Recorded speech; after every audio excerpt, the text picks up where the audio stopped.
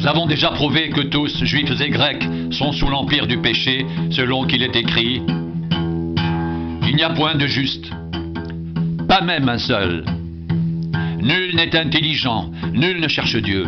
Tous sont égarés, tous sont pervertis. Il n'en est aucun qui fasse le bien. Pas même un seul. Leur gosier est un sépulcre ouvert. Ils se servent de leur langue pour tromper. Ils ont sous leurs lèvres un venin d'aspic. Leur bouche est pleine de malédiction et d'amertume. Ils ont les pieds légers pour répandre le sang, la destruction et le malheur sont sur leur route. Ils ne connaissent pas le chemin de la paix. La crainte de Dieu n'est pas devant leurs yeux. Or nous savons que tout ce que dit la loi, elle le dit à ceux qui sont sous la loi, afin que toute bouche soit fermée et que tout le monde soit reconnu coupable devant Dieu, car personne ne sera justifié devant lui par les œuvres de la loi, puisque c'est par la loi que vient la connaissance du péché. Mais maintenant, sans la loi est manifestée la justice de Dieu, à laquelle rendent témoignage la loi et les prophètes. Justice de Dieu par la foi en Jésus-Christ pour tous ceux qui croient, car il n'y a point de distinction, car tous ont péché et sont privés de la gloire de Dieu, et ils sont gratuitement justifiés par sa grâce par le moyen de la rédemption qui est en Jésus-Christ.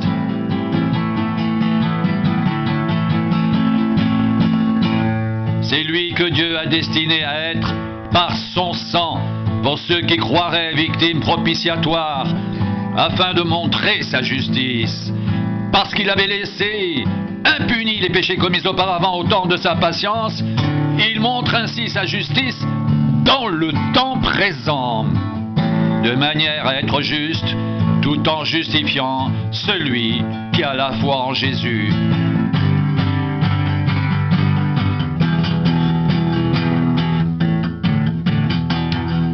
Où donc est le sujet de se glorifier? Il est exclu. Par quelle loi? Par la loi des œuvres? Non, mais par la loi de la foi, car nous pensons que l'homme est justifié par la foi, sans les œuvres de la loi. Ou bien Dieu est-il seulement le Dieu des Juifs? Ne l'est-il pas aussi des païens? Oui, il est aussi des païens, puisqu'il y a un seul Dieu qui justifiera par la foi les circoncis et par la foi les incirconcis. Annulons-nous donc la loi par la foi? Loin de là. Au contraire, nous confirmons la loi. Que dirons-nous donc qu'Abraham, notre père selon la chair, a obtenu? Si Abraham a été justifié par les œuvres, il a sujet de se glorifier, mais non devant Dieu. Car que dit l'Écriture? Abraham crut à Dieu, et cela lui fut imputé à justice. Or, à celui qui fait une œuvre, le salaire est imputé non comme une grâce, mais comme une chose due. Et à celui qui ne fait point d'œuvre, mais qui croit en celui qui justifie l'impie, sa foi lui est imputée à justice. De même, David exprime le bonheur de l'homme à qui Dieu impute la justice sans les œuvres. Heureux ceux dont les iniquités sont pardonnées et dont les péchés sont couverts. Heureux l'homme à qui le Seigneur n'impute pas son péché. Ce bonheur n'est-il que pour les circoncis, ou est-il également pour les incirconcis? Car nous disons que la foi fut imputée à justice à Abraham. Quand donc lui fut-elle imputée? Était-ce après ou avant sa circoncision?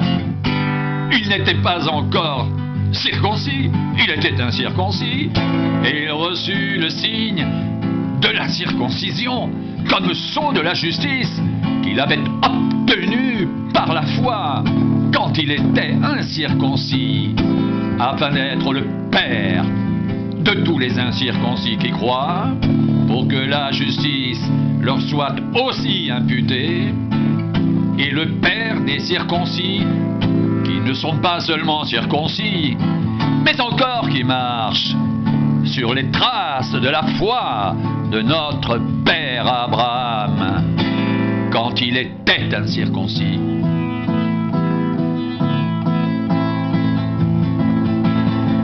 En effet, ce n'est pas par la loi que l'héritage du monde a été promis à Abraham ou à sa postérité, c'est par la justice de la foi.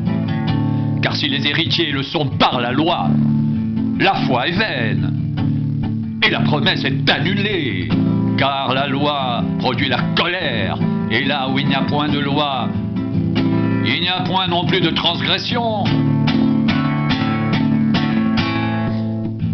C'est pourquoi les héritiers le sont par la foi, pour que ce soit par grâce, afin que la promesse soit assurée à toute la postérité, non seulement à celle qui est sous la loi, mais aussi à celle qui a la foi d'Abraham, notre Père à tous, selon qu'il est écrit: je t'ai établi Père d'un grand nombre de nations. Il est notre Père devant celui auquel il a cru. Dieu qui donne la vie aux morts et qui appelle les choses qui ne sont point comme si elles étaient. Espérant contre toute espérance, il crut et devint ainsi le Père d'un grand nombre de nations, selon ce qui lui avait été dit: telle sera ta postérité. Et sans faiblir dans la foi, il ne considéra point que son corps était déjà usé, puisqu'il avait près de 100 ans et que Sarah n'était plus en état d'avoir des enfants. Il ne douta point par incrédulité au sujet de la promesse de Dieu, mais il fut fortifié par la foi, donnant gloire à Dieu, ayant la pleine conviction que ce qu'il promet, il peut aussi l'accomplir. C'est pourquoi cela lui fut imputé à justice, mais ce n'est pas à cause de lui seul qu'il est écrit que cela lui fut imputé. C'est encore à cause de nous à qui cela sera imputé, à nous qui croyons en celui qui a ressuscité des morts, Jésus-Christ, notre Seigneur, qui a été livré pour nos offenses et est ressuscité pour notre justification. Étant donc justifiés par la foi, nous avons la paix avec Dieu par notre Seigneur Jésus-Christ, à qui nous devons d'avoir eu par la foi accès à cette grâce dans laquelle nous demeurons fermes. Et nous nous glorifions dans l'espérance de la gloire de Dieu. Bien plus, nous nous glorifions même des afflictions, sachant que l'affliction produit la persévérance la victoire dans l'épreuve, et cette victoire, l'espérance. Or, l'espérance ne trompe point, parce que l'amour de Dieu est répandu dans nos cœurs par le Saint-Esprit qui nous a été donné. Car lorsque nous étions encore sans force, Christ, autant marqué, est mort pour des impies. À peine mourrait-on pour un juste. Quelqu'un peut-être mourrait pour un homme de bien. Mais Dieu prouve son amour envers nous, en ce que lorsque nous étions encore des pécheurs, Christ est mort pour nous. À plus forte raison donc maintenant que nous sommes justifiés par son sang, serons-nous sauvés par lui de la colère. Car si lorsque nous étions ennemis, nous avons été réconciliés avec Dieu par la mort de son Fils, à plus forte raison, étant réconciliés, serons-nous sauvés par sa vie. Et non seulement cela, mais encore nous nous glorifions en Dieu par notre Seigneur Jésus-Christ, par qui maintenant nous avons obtenu la réconciliation. C'est pourquoi, comme par un seul homme, le péché est entré dans le monde et par le péché la mort, et qu'ainsi la mort s'est étendue sur tous les hommes, parce que tous ont péché, car jusqu'à la loi le péché était dans le monde. Or le péché n'est pas imputé quand il n'y a point de loi. Cependant la mort a régné depuis Adam jusqu'à Moïse, même sur ceux qui n'avaient pas péché, par une transgression semblable à celle d'Adam, lequel est la figure de celui qui devait venir.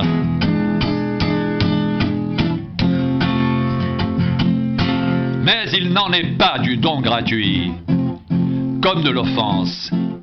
Car si par l'offense d'un seul, il en est beaucoup qui sont morts, à plus forte raison, la grâce de Dieu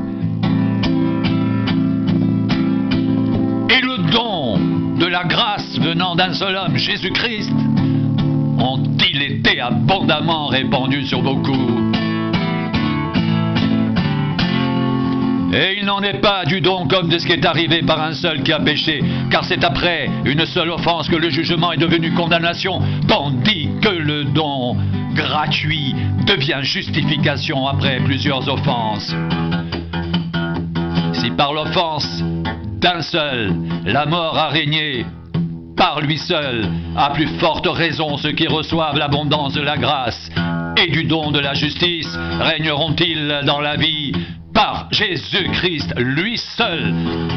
Ainsi donc, comme par une seule offense, la condamnation a atteint tous les hommes, de même, par un seul acte de justice, la justification donne la vie. Qui donne la vie s'étend à tous les hommes.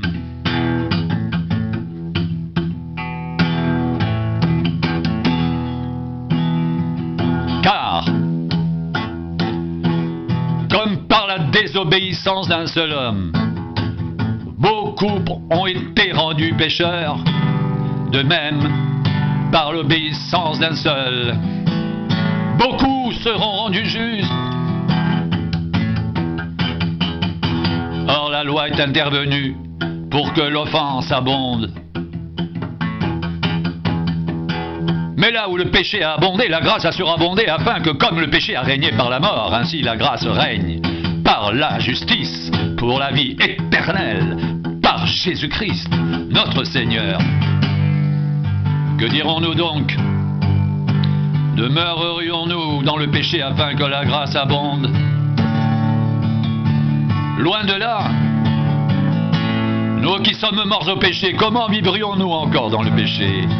Ignorez-vous que nous tous qui avons été baptisés en Jésus-Christ étant sa mort, que nous avons été baptisés, nous avons donc été ensevelis avec lui par le baptême en sa mort, afin que comme Christ est ressuscité des morts, par la gloire du Père, de même nous aussi nous marchions en nouveauté de vie.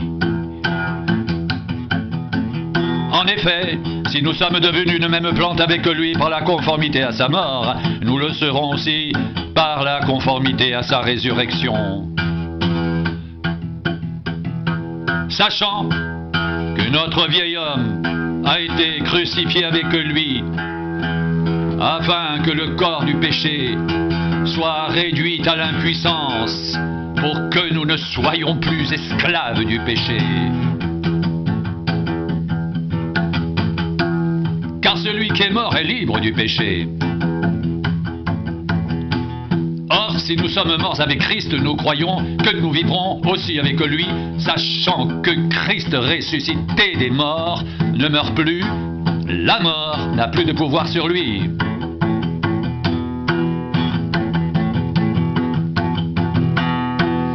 Car il est mort, et c'est pour le péché qu'il est mort, une fois pour toutes. Il est revenu à la vie, et c'est pour Dieu qu'il vit. Ainsi, vous-même, regardez-vous comme morts au péché et comme vivants pour Dieu en Jésus-Christ. Que le péché ne règne donc point dans votre corps mortel et n'obéissez pas à ses convoitises.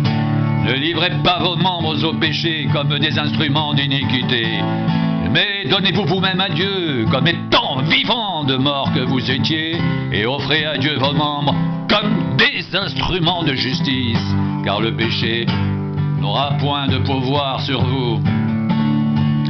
Puisque vous êtes non sous la loi, mais sous la grâce.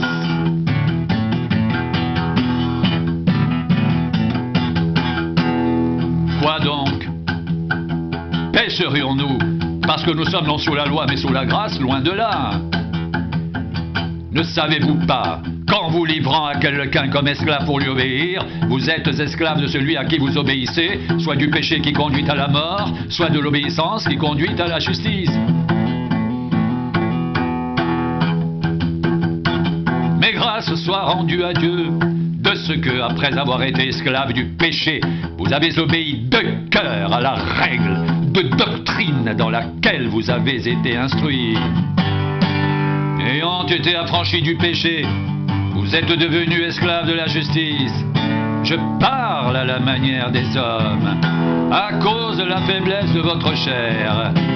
De même donc que vous avez livré vos membres comme esclaves à l'impureté, à l'iniquité, pour arriver à l'iniquité, ainsi maintenant, livrez vos membres comme esclaves à la justice, pour arriver à la sainteté.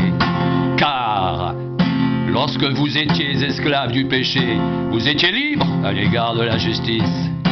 Quels fruits portiez-vous alors? Des fruits dont vous rougissez aujourd'hui, car la fin de ces choses, c'est la mort. Mais maintenant, étant affranchi du péché et devenu esclave de Dieu, vous avez pour fruit la sainteté et pour fin la vie éternelle. Car le salaire du péché, c'est la mort, mais le don gratuit de Dieu, c'est la vie éternelle en Jésus-Christ notre Seigneur.